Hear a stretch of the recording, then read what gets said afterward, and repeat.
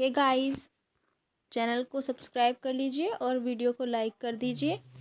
और ये देखिए, paper first childhood and growing up start हो चुका है। लेक्चर फर्स्ट हो चुका है। देखिए इसमें क्वेश्चन किस तरह से आता है। बाल विकास से आप क्या समझते हैं, इसकी प्रकृति एवं महत्व की विवेचना कीजिए। 2019 में भी आया हुआ क्वेश्चन है, 2018 में भी आया हुआ क्वेश्चन है।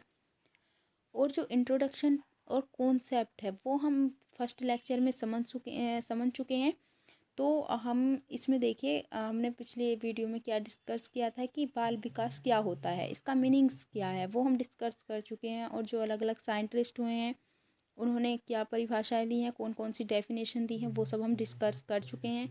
तो इसका एक ही पार्ट बचा है थोड़ा सा, कि इसकी प्रकृति एवं महत्व की विवेचना कीजिए। तो आज हम यही डिस्कस करने वाले हैं, तो हमारा फर्स्ट टॉपिक कंप्लीट हो जाएगा।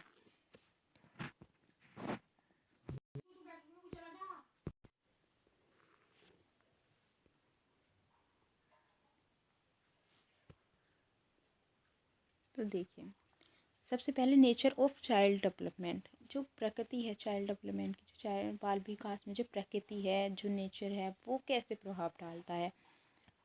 तो इसका जो महत्व है उसी के बारे में हम बात करेंगे।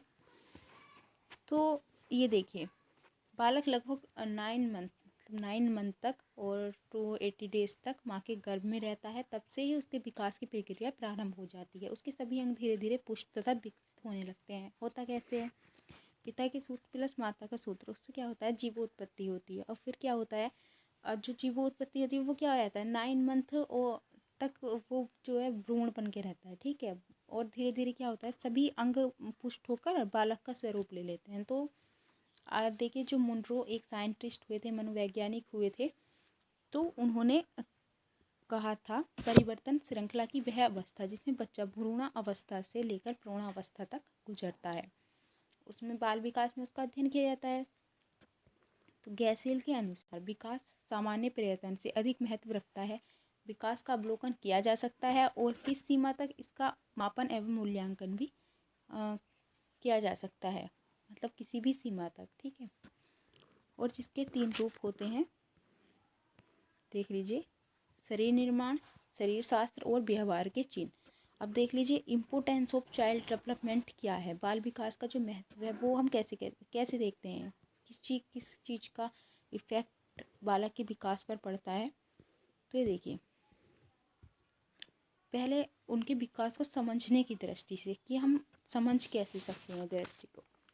तो पहले हमें कुछ चीज़ों पर देखिए, सबका जो विकास है वो एक जैसा ही होता है, मतलब जिसका टाइम रहता है वो सेम ही रहता है, बट उनमें भिन्नता होती है। कोई जल्दी बच्चा कर लेता है, कोई देर से करता है किसी भी काम को। तो इस पर ध्यान दिया जाता है कि बालक कब चलता है, कब बोलना सीखता है, कब कपड़े पहनना सीखता है, कब कपड़ों में बटन लगाना सीखता है, कब कार्यों को करना सीखता है, और चीज़ों को जैसे खिलौनों से खेलना वगैरह है वो सब कब करता है। एनवायरनमेंट का जो मतलब वातावरण उनके आसपास का होगा उस पर कैसे इफ़ेक्ट पड़ता है। डिफरेंट एज जब हो जाती है तो उनकी क्या है, रुचियाँ अलग अलग चीज़ों में बढ़ती रहती हैं, उनकी पसंद नापसंद। जैसे कि किसी बच्चे को रंग बिरंगे जो खिलौने हैं वो पसंद होते हैं, तो उनकी पसंद की चीज़ें उपलब्ध कराना, जो भी उन्हें पसंद है, जिसकी तरफ वो आकर्षित हो रहे हैं, उन चीज़ों को उनके पास उपलब्ध कराना, उन्हें वही वातावरण देना, उन सब चीज़ों को समझना एनवायरमेंटल में आ जाएगा।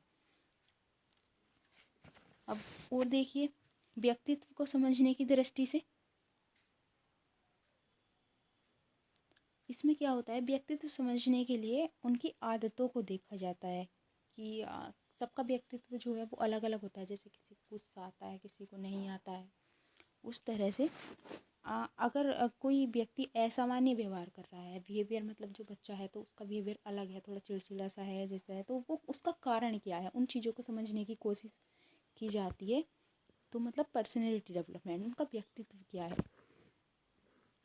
बिहेवियर ऑफ चिल्ड्रंस, ये देखिए, अगर कोई बच्चा बुरा व्यवहार कर रहा है, उसकी गलत आदतें हैं, तो उन्हें कम या दूर करना, झूठ बोलना, चोरी करना, इस तरह के कार्यों पर नियंत्रण करना कैसे किया जा सकता है, ठीक है, वो सब सोचना। Okay. Useful in child guidance and counselling, माता पिता द्वारा बच्चों को समझना, उन्हें सही डायरेक्शन दिखाना, उन्हें मतलब अगर वो कोई आराम से काम नहीं कर रहे हैं तो उन्हें डांट कर करवाना, और अलग अलग चीज़ें करने के लिए प्रेरित करना। जैसे कह सकते हैं कि तुम ये लिखना सीखो, तुम इस चीज़ से इस तरह से खेलो, मतलब रुचियों तथा कौशल के अधिगम के निर्देश देना, उन्हें योग्य बनाना, उन्हें काम सिखाना, धीरे धीरे डेवलपमेंट करना उनमें। तो आज और मैं आपको और टॉपिक बता देती हूँ। मैंने 5 ही टॉपिक लिए हैं इसके।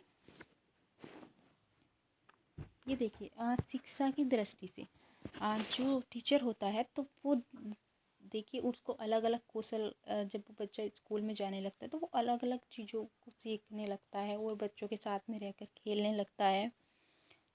तो उठना बैठना, दौड़ना कूदना, बोलना आदि सब कुछ अलग ढंग से सीखने लगता है जब उसे शिक्षा मिलने लगती है शिक्षण की दृष्टि से। और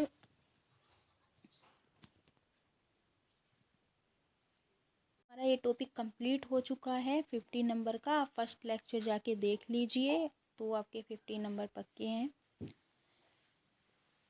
और चैनल को सब्सक्राइब कर दीजिए, वीडियो को लाइक कर लीजिए और आगे आने वाले लेक्चर्स आप देखते रहिए।